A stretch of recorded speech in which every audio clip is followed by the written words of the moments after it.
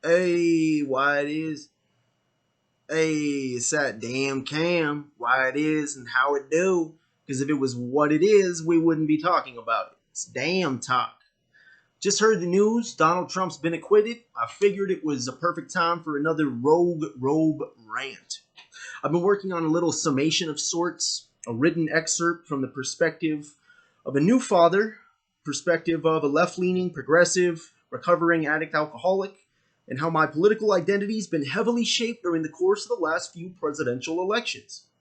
I feel like there's more people out there who are like me, liberals, but who see the tyranny behind the politically correct veil. There's a lot of elitist influence over the whole damn system, both sides of the aisle, and whatever's behind those curtains. It's my aim to initiate discussion amongst like-minded free thinkers. Free thinker, as opposed to independent thinker. A little bit more about myself. Having been raised with no particular faith, I'd say grace with dinner and ask a lot of questions about every denomination and so on. Thus, I believe I'm not alone in this identity crisis of sorts. I've inevitably formed an identity of my own, ground floor based around said family values. My father, retired 30-year Seattle PD detective, Democrat, but more conservative than my Chinese American mother. Pretty typical middle class household, 2 kids, a dog. We owned our house with a mortgage, childhoods full of blessed memories and laughs that juxtapose against the thicker, clumsier edges of being that only started to make themselves known as the innocence of childhood receded. The human experience. Reality began creeping in more and more and flows forward like an ocean of potential whose waves are continuously breaking against the firm, fully formed shore. A dance between the mapped out land and the uncharted waters of the unknown. At an early age, I had a recollection that I'd been here before. Not in a voodoo or karmic sense, but this was going to be a series of lessons that I was going to learn. I believe myself to be an inquisitive minded, intelligent American, and I feel as if my own party has abandoned me. As a brand new father to a beautiful 5-month-old son, a Hawaii Washingtonian small business owner, what matters to me is the present and our future, which means the past has to matter to me too. Because if we don't learn from history, we're bound to repeat the same mistakes. And unfortunately, as of late, I've seen lots of the same pitfalls, very reminiscent of the 60s, with much of the cultural climate that we saw back then.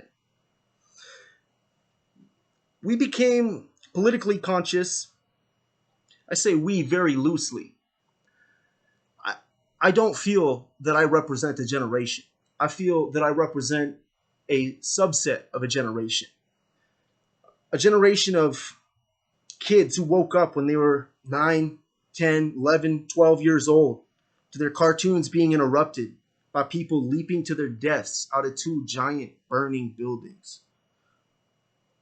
It makes me sick to look at the national news cover the mass deaths this year and last year. But hell, to see the devastating impact that COVID-19 has had, all I have to do is look around this little island where I reside, here in the Pacific Northwest corner of the greatest country on earth. Mass unemployment, food shortages, doctors being booked out for months. The thing is a lot bigger than your local Walmart running out of toilet paper. This is a lot bigger than Walmart hiring new greeters with police on their vests. Actual police officers, not paid Walmart employees. You see, I've had a connection to the land and to the story. I flew into SeaTac, Seattle, the day the Seattle Times aired the very first coverage of the coronavirus. Having already recovered from what I and my partner and many others from the time and place believe was the coronavirus roughly 2 months prior. Now, I despise the man and a lot of his values and an overwhelming majority of his character, but do I believe that he mishandled the pandemic? I think he got a very late start to it. I do not believe that he is to blame. I do not believe that he is to be held accountable for much more than the racism and bigotry that he perpetuated with the Kung Flu China virus. Being a Chinese American, those are my beliefs. Being an American, I vote based on hours and hours of research and contemplation, listening to the left channels and right-wing stations alike, enjoying The Hill Rising and The Rubin Report. I enjoy speaking with intelligent, respectful individuals from every corner of the proverbial circle, spending energy writing out my thoughts in order to establish what the values are behind them. That's how I voted since I became eligible to vote in 2012. It's also how I conduct much of my life.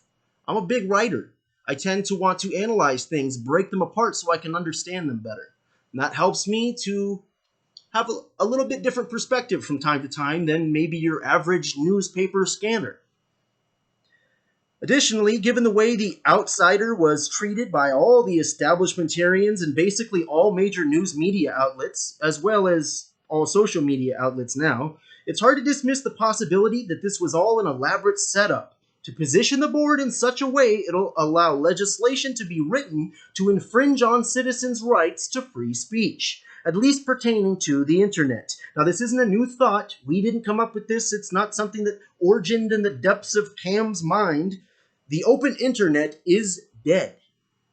It's dangerous and unregulated. It's a super spreader of false information. The threat of more insurrection supersedes people's constitutional right to freedom of the press. And ba-da-da-da-da-da-da-da, which is exactly the wheelhouse social media's perched on, equating to what will basically act as Patriot Act 2.0 or 2.1 for 2021. As it pertains to domestic and public communications, because the Espionage Act, which was birthed out of the events on September 11th, makes no distinction between people who are telling American citizens secret information and American citizens who are telling domestic spies information.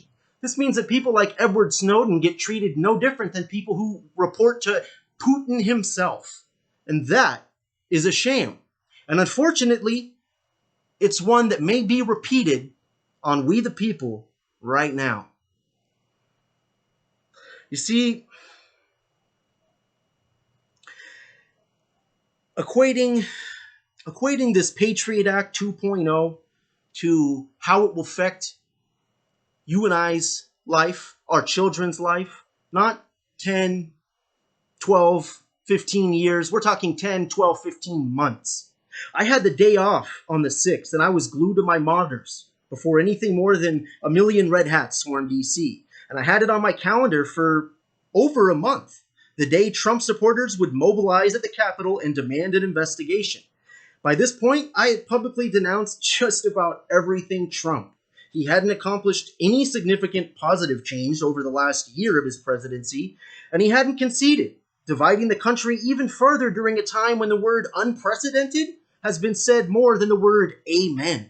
And then Trump began to speak, and my computer began to lit up about alerts of civil disobedience taking place at the Capitol building concurrently to the presidential address. I stared at the live coverage. CNN on the tube covering the establishment angle, the protests, which is now the insurrection angle, the argument he's currently on trial for impeachment over, which InfoWars on my laptop juxtaposed against CNN. I had Trump's farewell speech playing with the infamous way out there Alex Jones yelling at hordes of people to stay peaceful and calm in the background. Unfortunately, I didn't have many other choices to see the president's farewell address, as InfoWars and Newsmax were the only two news outlets to actually cover his address. That afternoon, as videos portrayed the siege, another resource was a couple close confidants that I had with me on Skype. This helped me to, in real time, facilitate the rowing and steering that was required to begin formulating a moderately unbiased opinion on this whole damn mess. As the trial's underway, having now heard that Trump has been acquitted, and having voted against the establishment, and having voted for Trump twice, to vote against the establishment, and the potential that may ensue, though much good has came from the Biden-Harris administration, and much more is projected to come of it, I'm pleased with some of the policy change that has already been demonstrated by the administration. with progressive roots and anti-authoritarian filled youth and having socially democratic ideologies, the underlying why is as tempting a string to tug as any, though having accepted the stance that it was likely one of four scenarios, the what seems to be a much more bountiful frame to put the question in. Whether this truly was insurrection, an intentional call to mobilize in a treasonous manner, whether it was foreign meddling, possibly Russia, China, independent groups like the Proud Boys, Antifa, Three Percenters, Bernie Bros, or maybe something altogether of a different nature that's closer to home. Yes, home, the United States of America. I'm a proud white Chinese American who feels almost like I'm being persecuted to claim the title of patriot. Denouncing the Proud Boys, like denouncing the KKK, doesn't take an oath of in-depth discovery to completely disassociate myself with any group under a racist, hate-based umbrella. But this doesn't mean that I am proud of all the atrocities carried out on our soil. Even predating colonialism and Columbus was Leif Erikson and his militiamen of Vikings. Yet, I don't see anyone causing commotion over Minnesota's purple and gold spouting football team, and that right there is some damn talk. As usual, Native Americans and other poor minorities are disproportionately affected by the federally fueled class war. The COVID pandemic and the race war. They gave the savages blankets infected with smallpox in order to get this great nation. We need at least consider the possibility they'd give us COVID in order to keep this great nation. Now, these are my opinions only, but being alive right now, I feel we all have a responsibility to critically pay attention and actively participate the forging of our way forward as a country, as a community, as a town, as a city, as a neighborhood, and as a household. Now, on Donald Trump, I do believe there was insurrection on the 6th. I also believe Trump was careless and therefore dangerous, though he's not on trial for being careless, and he's not on trial for being dangerous, and he's not on trial for any of these other things. He's on trial for insurrection. He's facing impeachment for inciting violence and instigating a siege on a federal building. Now, one doesn't have to be a mental giant to deduce that some sort of power has been doing its damnedest to silence Trump since he announced his campaign 5 years ago. That's correct. 5 years ago, history was made when the very first person without a resume of political experience or an Ivy League fraternity degree became president, and arguably one of the most influential men of the 21st century. I despised him so much in those early years, having had very little exposure to Don's variety show. I'm not a fan of wrestling or people looking at losing their jobs in a melodramatic theater of sorts. Ironically enough, all this identity conflict has only reiterated a theory that he's a large-pocketed, small-minded egomaniac who loves his country but threatened its integrity for a multitude of different reasons, ranging from potential treasonous foreign collusion and extortion, sexual harassment, and on and on and on. But insurgents? After years of bashing the man's press conferences, shaming him online, and wearing my Trump shirt around the islands, I've come to feel like this. Pity.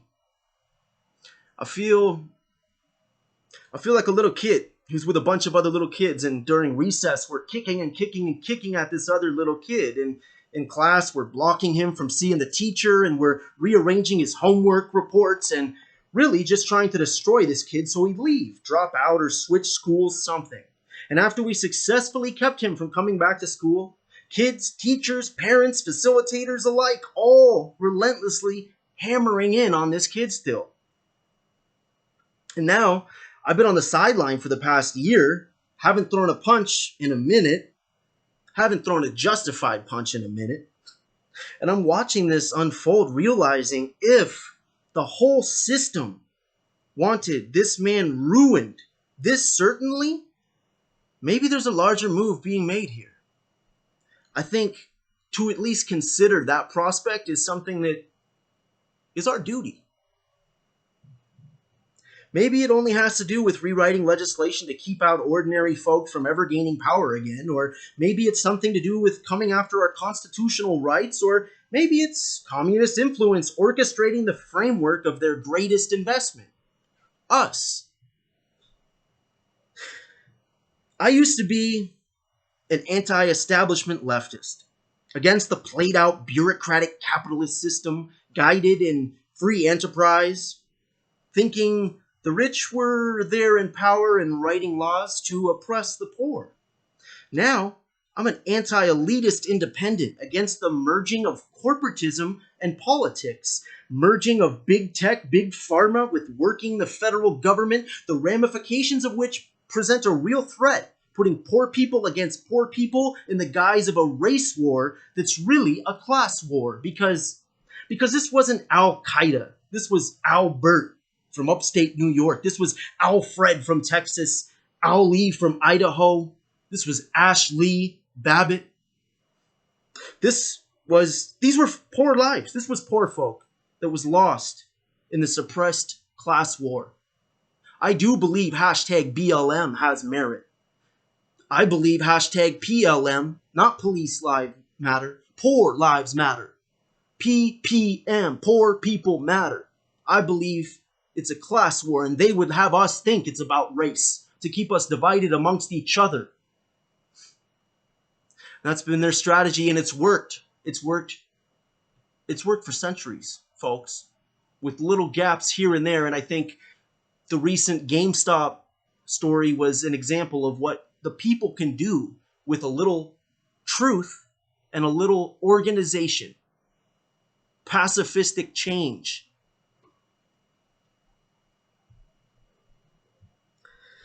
Unfortunately, though, all I'm hearing reiterated is that one man was responsible for this. And that's simply just not the truth. So I plead to my family, to my friends, my co-workers, my neighbors, remain willing to put the picture in multiple frames before deciding where it belongs, because this is democracy. This is freedom of speech. And we need to call out censorship for what it is. Trump was first banned temporarily by both platforms, Twitter and Facebook, 3 years ago. Like most of my family, I still believe Trump, and I'll still wear my t-shirt. But I believe this is way bigger than Trump. You have my word. If it's within reason, I will always defend your right to stand up for your beliefs without putting perspectives down. I may not agree with what you say, but I'll be damned if I won't defend your right to say it. My brother, my sister, within bounds, mask or no mask, Zoom or old-fashioned missionary. Not no preacher or teacher. I save articles, connect points, and try to keep my opinion out of it, put facts before folks, and like everybody else, I like certain ideas and certain beliefs better than I do other people. So DaamnTalk isn't about me. DaamnTalk is a means for people to proceed information. So, given the free speech, unregulated internet is over, the only way to combat this is to establish a paywall. I've decided, and I encourage all of my followers and anyone watching this video today, if you wish to still have a voice, if you wish to still be heard on the internet, establish a paywall so you cannot be shut down. There are also ways to take it further and protect yourself from not being demonetized. That's a whole nother topic for another day, but I do believe it is not a secret that free speech on social media is coming to an end. So, given that that's the case, I have created a domain to house this grand experiment that I'm doing, and I'm doing it with you. Along with all of its controversial and inappropriate thoughts, tidbits of truth, DaamnTalk is a community of sorts.